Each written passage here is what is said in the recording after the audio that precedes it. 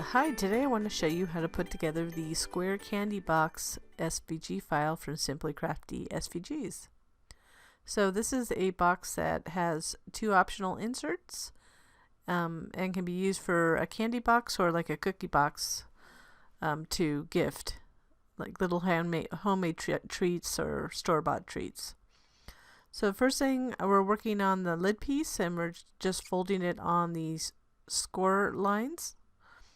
Then we're going to add the insert, the acetate insert. I use transparency sheets, but you can get acetate. So we're just going to put a fine bead of glue and then just center it. It won't be seen because it'll be the inside, so it's not a big deal, but you don't need much to attach it. And if you do like this and other projects that we make or we design, I would appreciate a like to this video and potential subscribe. Thank you. So now we're going to add the panels. We want to do that before we put it together. So here's this top panel that just centers around that center opening. And if you don't have acetate, you can always omit that part too. I mean, you could put a bag of cookies or candy or something like that inside, and that would essentially be your acetate. Then we're just going to center each of these panels to the sides, and then there's the ones with the little thumb cutouts to be able to lift the lid easily. Just make sure they have kind of the similar edge. Sometimes I'll offset one and then I'll just kind of do the same offset all the way around so it looks the same. There's no perfection, it's crafting.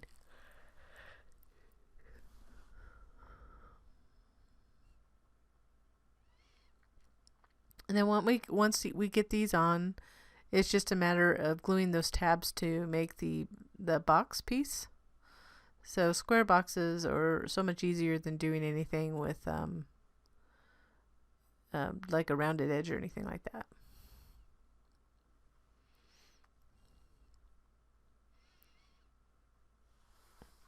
So now that we have the panels on, just be careful with this last panel here. We're going to add glue to these tabs and glue them to the inside of the adjacent sides. So we're going to line up the adjacent edge. We'll get it in view in a minute. I had to adjust here. So I'm using a really, I would suggest like a 80-pound or more paper for a box so it's not flimsy. So this is like a 110-pound weight. I think it's a basil. You can get certain kind of paper in the store, but I find I can't find 110 weight as often in the stores than I can online. But some carry it. I don't have many craft stores near me, so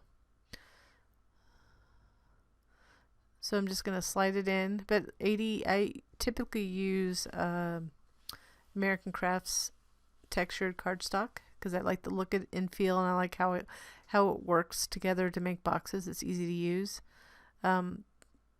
But this one, I wanted this color. I had this color paper, so I used this. It's a smooth cardstock and thicker. So I'm just getting that last edge, bring it into view for you. And then the bottom goes together just the same way. So when you're using a really thick cardstock, the only thing you really need to make sure you do is to fold it well on the score lines. Else it will be hard to put together. So that's true of almost every 3D or box design. So if you do, fortunately I have a machine that lightly cuts. You can do it with Cameo, but I have Sizzix Eclipse 2 that I use mostly that does like a kiss cut. That creates my solid score lines. Cricut you can use. I wouldn't recommend the score tool as much as I would for the Cricut Maker score wheel. The score wheels scores it way thicker. or deeper I should say.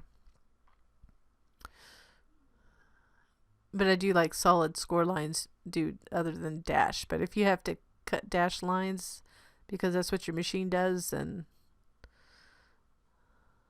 then you have to do what you got to do. So that's why I have two versions in the file. So we're just going to line that up.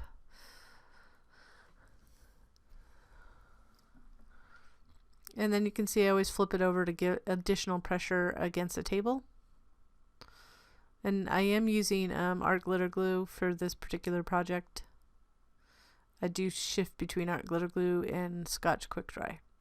So there's the finished box. So now all you have to do is make the inserts.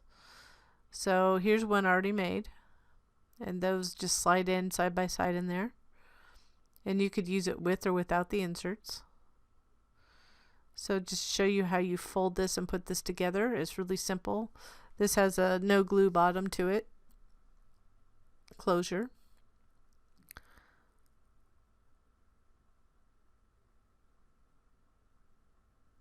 So we're going to glue it together with the side tabs.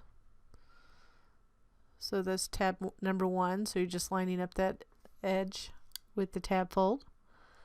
And then we're flipping it over and gluing the other side. The other tab to the other edge.